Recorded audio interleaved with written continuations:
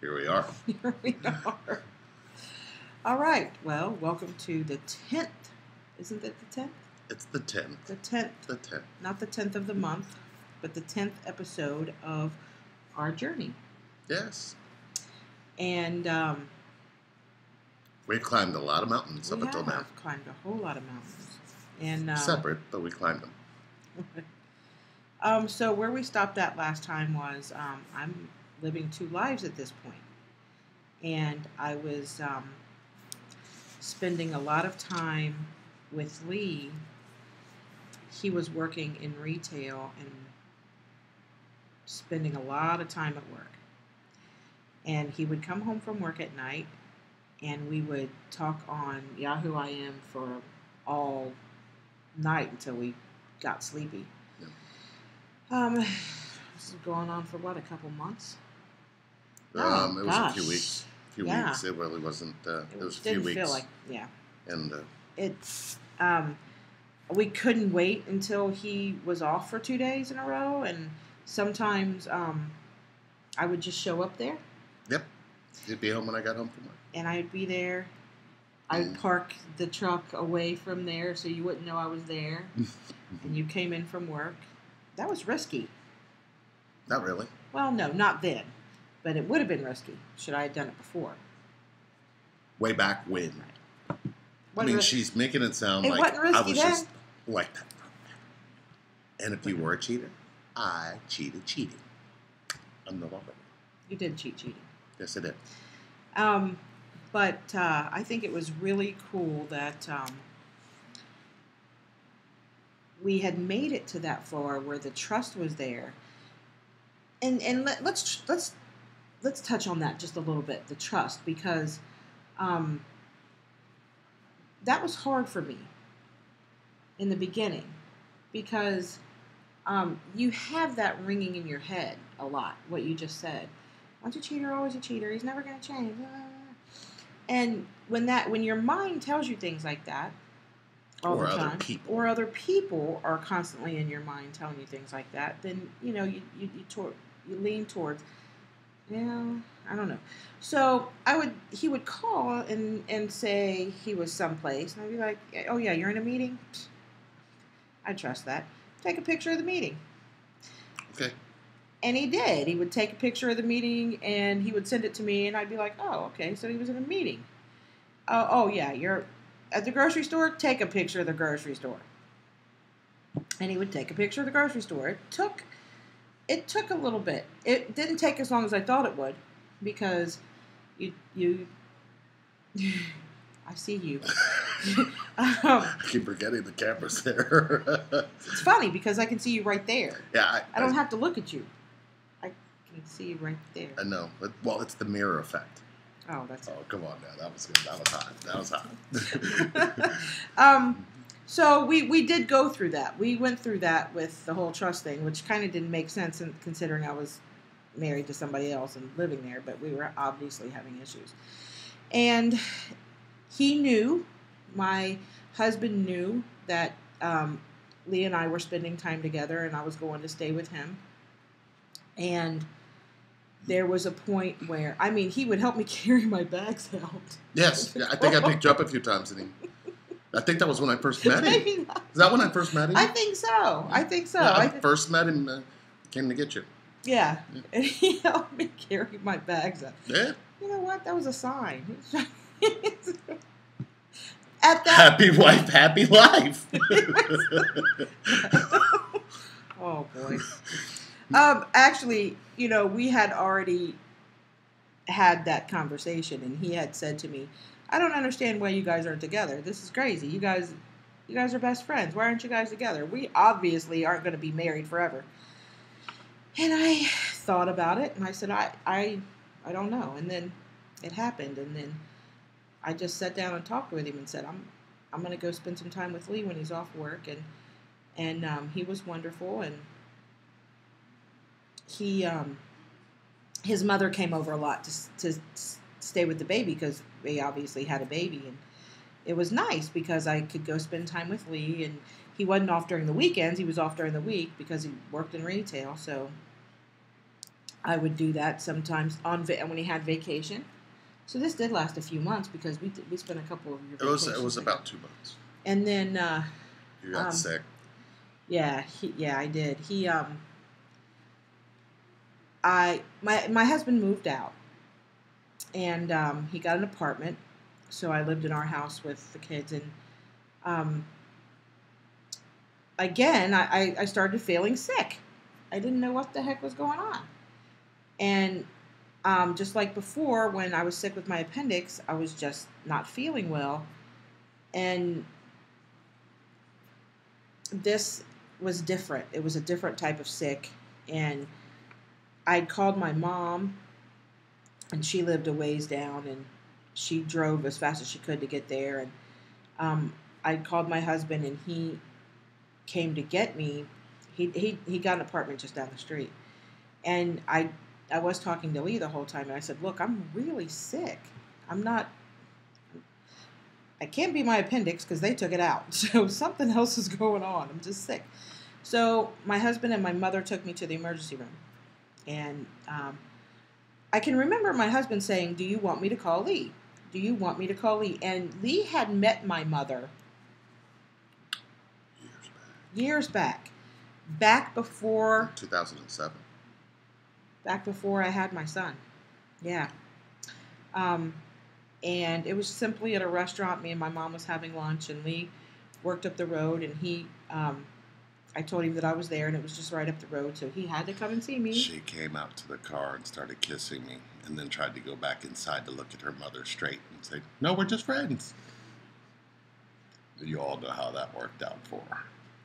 Well, at this point in time, I was engaged to be married to somebody else, and I was talking about and your mother that to my mother. Happened to bring that up to you. Yes, you did. Ron is a good man. So Lee came into the restaurant with me to meet my mom. So I tell my mom that Lee's just a good friend, and you know how that goes. Oh yeah, and so my mom just tries to talk about my fiance the whole time we're there. Well, Ron's just a really great guy, and he's a really good. Do you know him? Oh, this mess. She didn't know what was going on. So, fast forward to I'm sick, and my mother and my husband takes me to the hospital. And all I know is they were taking me to get some tests, and they had not figured out what was wrong yet. Yeah, and I was feeling queasy, and I was feeling pretty crappy until phone rang, and I answered it, and Ron called me and said, hey, Lee? And I said, yeah. He goes, this is Ron. Sherry's Ron. And I went, oh, hey, Ron, what's going on? And he's like, Sherry we just brought her into the hospital, and they're running some tests, and they think she might have issues with her gallbladder, so they may end up having to do emergency surgery to take it out. It's like, oh, well, okay, well, where are you guys at? So I asked him where they were. And he said, well, we're at such and such. I believe it was, well, that's not important. But he told me exactly where they were. And he says, yeah, I'm not even there anymore. Yeah, they I said, forget what hospital it was. Well, It was Cincinnati. But anyway, so he told me where it was, and I said, okay, if I come down? I said, yeah, come on down. So I didn't know anything. Here I am, driving, going down there, not even thinking about what I was driving into. Wasn't thinking about, well, her husband just called me to tell that my girlfriend is sick. My twin, my soulmate, my everything is sick. And my only thing was, where is she? You didn't know anything about me being your twin at that point in time. You're shaking the head. Well, what I'm saying is I knew that I needed to get there because I wasn't feeling well. Mm-hmm. And they had taken me into surgery, emergency surgery to get my gallbladder. And I went to sleep. I come walking up, and lo and behold, there's Ron. And actually, you know what? Mo came. Mo met us down there too. Oh, your brother? Yeah, Mo was there for a little bit. My brother, sorry. But we ended up sitting down at the table, the four of us, and me and Ron sat next to each other, and your mom sat on the other side of me, and Mo, of course, interesting. Sure. Mo showed up a little bit after. But anyway, we sat down and we talked, and it was a really great talk. I mean, I'm sure your mother must have been like, who is this man, and why My mother had no idea I was even having marriage problems at that point. It was but it was very cool the way, because at this point my words had changed. Yeah.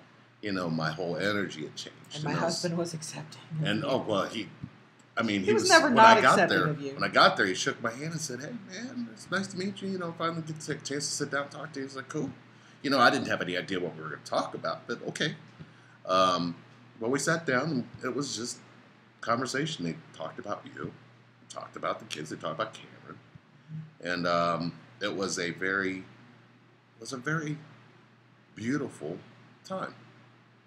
And you know, I guess for me, I never expected that. You know, I thought, okay, I'm walking into this.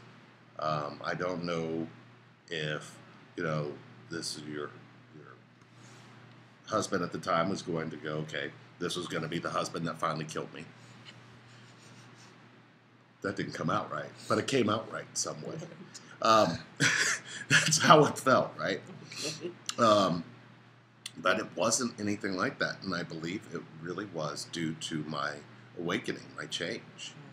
At this time, my words, I mean, although I have very strange words from time to time, they were just as ancient as what it was, and I had to find a way to start speaking some form of English, because I really talked about the core a lot.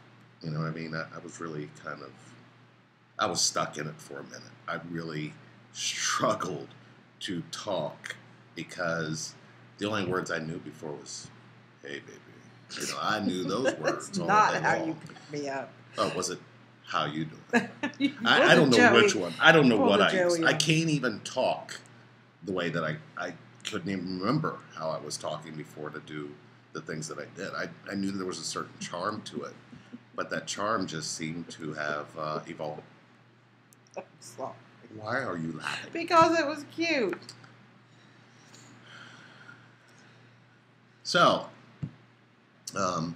I went into surgery, and when I woke up from surgery, can I add something to this? You can add something. So they take her gallbladder out. I'm sitting there talking to Ron and her mom, and I let out this big, huge belch, and my pain went away. So I knew that something had Belched in front of my mom? I didn't mean to. I was like, it's rude. And I was like, excuse me. But the pain that I was feeling before was gone. You had gas?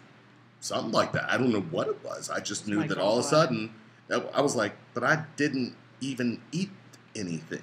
So I was like, what was that? They took my gallbladder out. Apparently. Yeah. And so I wake up from surgery. Ooh, the wake up. Right. Yeah. And, you know, when you wake up from surgery, you're not really all there yet. So at this point, I'm thinking, I'm still sleeping, because I wake up, all groggy. My husband's on one side of the bed holding my hand, and Lee's on the other side holding my hand. So I closed my eyes and I opened them back up, and it was still happening. And I looked at Lee and I was like, "Why are you here?" I can remember it just like it was yesterday. And he said, I would not be here. I couldn't stay away this time. I wasn't going to stay away. And I looked over at Ron and I said, wow. And I'll never forget what happened next, because the nurse came in. And she, I don't know what she did, all the crap that they do when you just wake up from surgery. And I can remember her saying, "You know, you're really loved." And I looked on both sides of me and I thought, yep, I pretty much am. Mm-hmm. And Lee was so sweet, because he stayed with me. And I wrote the little letter up on the... Oh, yeah, he did. Yeah, the dry erase board on the wall where the nurse writes when she's coming in, and I still have a picture of it. I just saw it the other day, actually. It said, what did it say? I don't remember. Something about "I love you very much," or yes, I love you, Sherry, very much. I love you, Sherry, very much. Love, Lee, on it. And because I couldn't stay. I wasn't allowed to stay in the hospital. So yeah. So it was. But I was back. Yeah, as soon as you got off work, you were back every night, Yeah.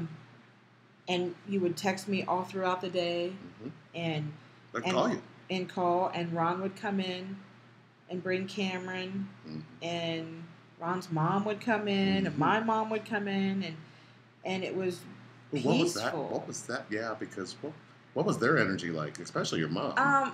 My mom's energy was offset, but she was annoyed. Her mom? For lack of better terms. She was annoyed at the situation. What? Mom? She couldn't figure out why there was this strange man. I wasn't going to say it. I know what you were thinking. I heard it. I know what you were thinking. Go ahead and say it. I heard it. I know what you were thinking. Strange black man coming to see my daughter. I wasn't going to say it. And her husband. Right. But it was, And he was holding her hand. And so when we had a few minutes alone, she, would, what's going on here? Yeah, it's pretty much going on. It's going on.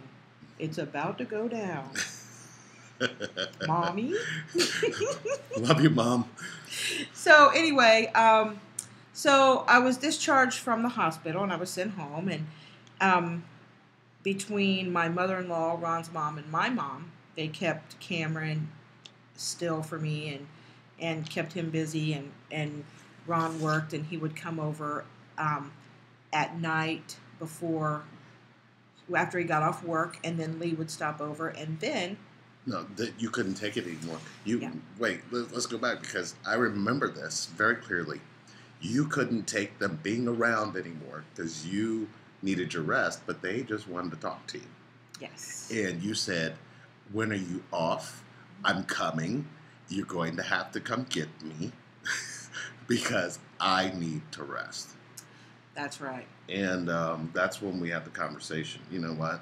Why don't I come there? Yeah. And you said, no, you don't know. I needed that peaceful place over there where that was. I needed that peace because, like I said, I was living two lives. And I had to have that, I wanted that back. I was freaking out. The two lives were combining. I was freaking out. Yeah, you had no control. And I didn't have any control. It's the way that the universe works. It just moves things out of the way. It moves obstacles out of the way. And that big talk I had to have with my husband about, hey, I'm in love with another man, didn't have to happen with us. It didn't have to happen. No, I mean, you guys were fighting enough. Right. I didn't have to sit down and talk with him. And it got to the point where he just said, he's the one that said, I just don't understand why you guys aren't together. And that was,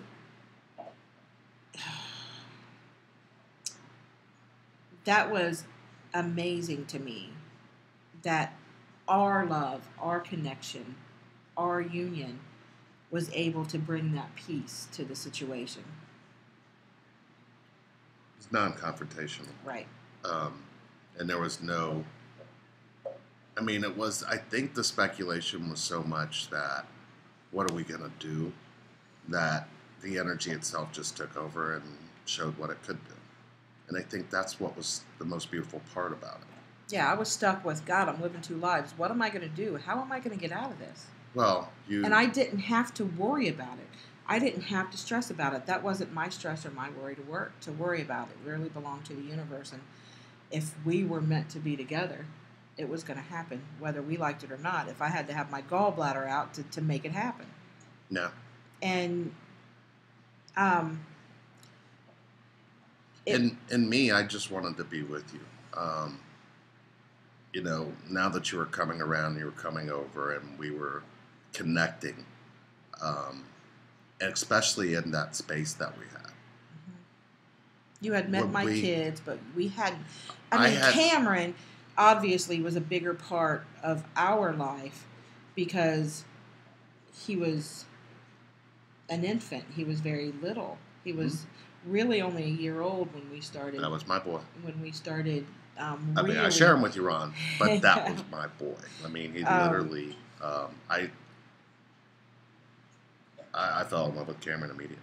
And I started to take Cameron with me from time to time over at Lee's house, and we brought the pack and play over and started setting up house over there. Yeah. And then and it was peaceful for him. It was peaceful for him. He slept, and yeah, he was wonderful over there. Yeah. And Lee at that point in time lived with his brother. We have to set that up. We have to set that up for the fall later. There's no fall, but yeah, there is. He and his brother shared a condo, and then I lived in a home, and then my husband moved into an apartment. So it was the other kids that I was worried about because they were older, and especially the oldest two, they were teenagers at that time, and they are 16 months apart. So I had 2 teenage girls. I didn't want him in that. I didn't want him a part of that. But he got to know my girls, and he became a part of their lives, and it wasn't near as chaotic or stressful as I thought. And they got to know my boys. As I thought it was. And then we incorporated his boys. Actually, the boys came before. They started. Yeah. The boys did come before. Yeah. And sounds like a really strange episode of the Brady Bunch. It kind of 3 boys and 3 girls. It does. Oh. 6 kids. Oh my God, I'm Michael Brady. Oh God. Okay, so now this sounds. If you play Here's a Story. Oh, nice. I wasn't going to because I don't want to edit too much because we've got people that want this video. So this sounds wonderful. This sounds great, and it was. It was a wonderful time. You know, I had a wonderful situation. I had a great situation, and then. Where were we at? We're in 2009. We're going into the end of 2009 holiday season, Christmas, because you guys came over Christmas. Mm-hmm, yeah. New Year's we were together. Spent New Year's together. Then it was, I need to spend more time. I couldn't stand it anymore. We needed to start spending more time together, and this was the beginning of 2010. Yeah. And we did spend New Year's Eve together, and then Lee had always had lower back problems, and his back was he was working a lot, and it was taking a toll on his back, and we had he was having some serious back issues. On the back issues, she was still taking medication during this time. Yeah, I was still taking antidepressants. A lot. And I was taking anywhere between 1,600 to 1,800 milligrams of ibuprofen. A day. No, more than that. About every 6 to 8 hours. Yeah. And was slowly killing my own liver. Yeah. But so that kind of sped up, actually, because at this point I started staying more over at your place. At my place, yeah. And I would work, and then I would drive. It was probably 35 minutes to her place. Which was really interesting because Ron would come over and cut the grass in the springtime. Yes. This makes for an interesting story for the neighbors. And I had one of those really nosy neighbors, like Mrs. Kravitz on was that her name on Bewitched? Yes. I don't know if that was her name. I don't know, but always peeking out the window and always had his grass cut perfect, and I had a maple tree in my front yard, and it leaved everywhere, and it was a mess. And man, did I have fun with that guy! Ooh, I had fun with that guy because he stops your husband. Yeah, he has some guy coming over here when you're gone. Yeah, I can remember sitting at the computer answering email. And I hear the lawnmower stop, and it's in the front yard, and the window's open. It's spring, right? By this time, it's spring, 2010. And I hear the neighbor, Ron's mowing the grass. And he's like, you know that she has that guy over here when you're gone? Laughing. Lee was like, oh, that's Lee. That's her boyfriend. Ron was like, oh, that's Lee. Who was it? You said Lee. That was Lee. No, it was Ron. Was Ron. Ron. Yes. Yeah, it happens. And But my neighbor was just dumbfounded. And he was like, my neighbor said, then why didn't he cut the grass? So Lee worked a lot, and Ron loves to cut the grass. So it's just what happened. So Ron said, you know what, man, I don't even live here anymore. I live down the street. And I think it was around that. Was that around the time his truck broke down? You bought him the truck? Yeah. No, that was later in 2011. We'll get to that.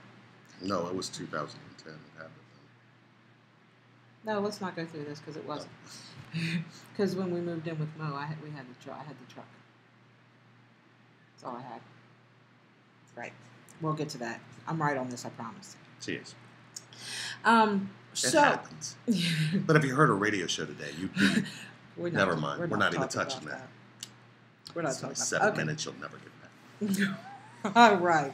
Okay. There's my punch. I was waiting for it. Sorry. So this sounds like it's great and it's wonderful, and it is.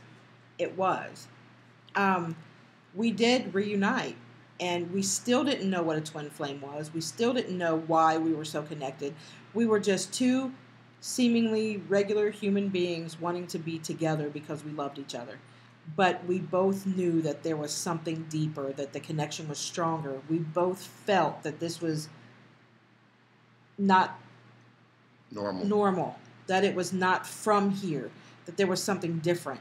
But we didn't explore anything. We just didn't do that. All we were trying to do was be together, and we had those obstacles to overcome to be together. And we were giving it just everything we had and trying to deal with every human aspect that we were dealing with a marriage and houses and who's going to be where and who's going to live where. And we were going back and forth and going back and forth. And by this time, we were staying at my house most of the time. And then Lee's back got really bad. And we took him to the surgeon. And the surgeon said, buddy, we need to fix your back. And Lee was like, okay. And he's like, well, we can schedule you tomorrow. Tomorrow. So I'm thinking just one disc replacement. Yeah, it wasn't like that. It was a major back surgery. Yep. And so there it is. We have decided that Lee's going to have back surgery. We didn't opt for the next day option. We decided to do it on a Monday, and it was a Thursday when we went. Yeah. So we had it was October 4th of 2010. Yeah. Yeah. Day that changed my life. So we make it through the fall and the summer, going back and forth from home to home, and having parties and birthday parties. And friends were kind of coming over. Kind of started to merge the friend dynamic. Merging friends, and even birthday parties. Cameron's birthday party, my family was there. Lee's family was there. Ron's family was there. But there was also a splinter that started during that time. There were fights, occasional ego flare-ups. It was like we were trying to have a relationship that we just weren't allowed to have because it just didn't make sense with what we were with what the connection wanted us to be. We were fighting. You started a majority of the fights because I did. My ego did. Her ego did. I was in inner peace, and she just really had to keep finding a way to bring out the non-peace in me. Well, when you're not in peace in yourself, sometimes that happens. You just don't like it when somebody else is in peace. I'm just saying. So, we were fighting. We were fighting. I can see you. Okay, so it was starting to get iffy. However, he was about to have major back surgery. Yeah, and I think the fight stopped for a minute. Fights did stop. The fight stopped because they kept you so drugged up you didn't know what the hell was going on. So what I did was I went and rented a lift chair so you could be comfortable, and then You talked to Mo and said, "Hey, he's just gonna come." I did talk to your brother and say he's going to stay here to recover. And that was. But he'll be back. And 8 to 12 weeks. Yeah, 8 to 12 weeks. So, he obviously stayed medically numb for 8 to 12 weeks, and I have to give it up to her. She took complete care of me in every way. Well, I want to get to the hospital story, and then we're going to cut it off. No. I see them. They're all screaming. No. It's really part of our connection that's very, very important. This part is... And it, to me, really cemented something in how I understood our connection. And there were, things throughout our relationship or our connection at that point, calling me up and saying, why am I belching up pizza? I haven't had pizza in a week. And me saying, gosh, I just had pizza for lunch. Things like that. We're getting more current. I mean, getting more and more.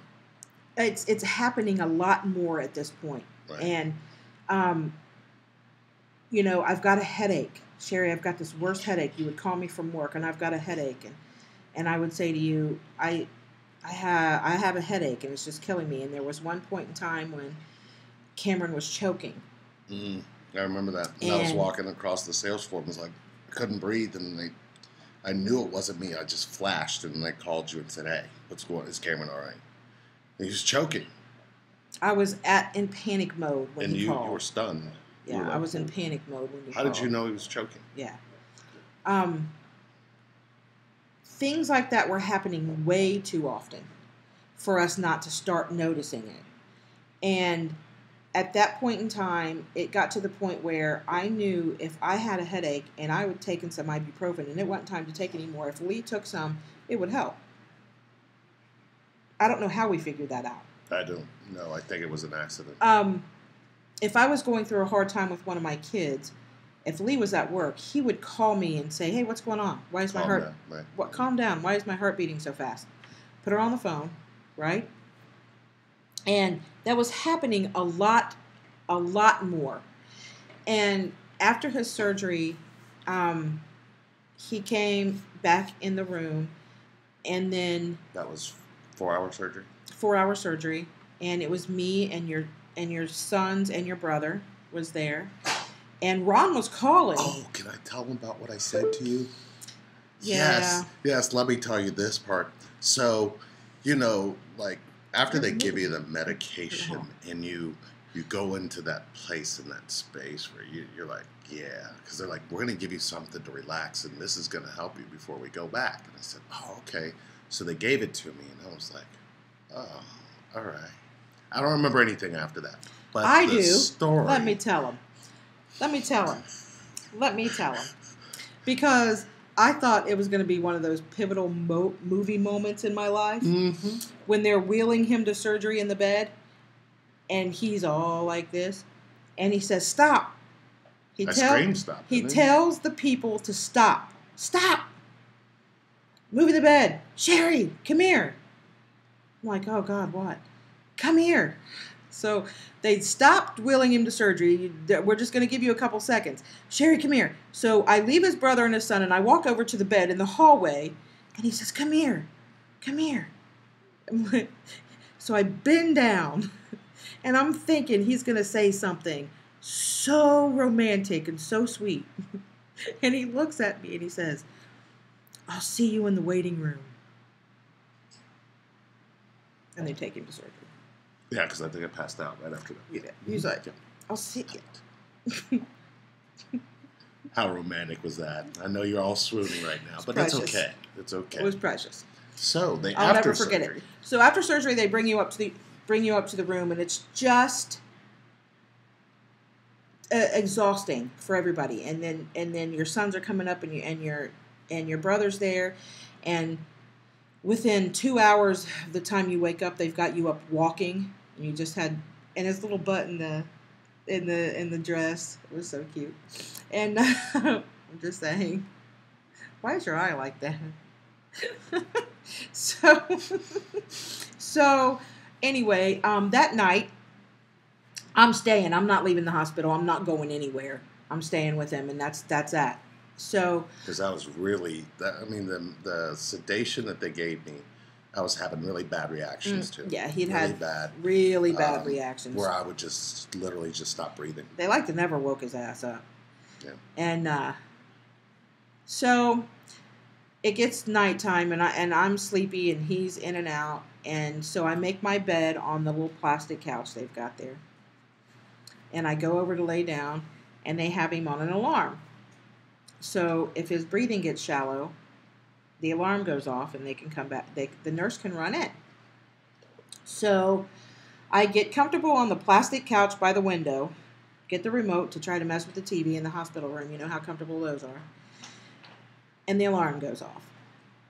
So I jump up, and I walk over to him, and I grab his hand, and the nurse flies in, and he's like, you know, he stopped breathing, and the alarm goes off, it stops, it's fine. And he's like, maybe, I don't know what happened. So stayed in there, checked all of his things, and he left. The nurse left. It was a male nurse. He left. Real nice guy. I ended up annoying him by the end of the night. Went back on the couch, laid down, got comfortable. Happened again.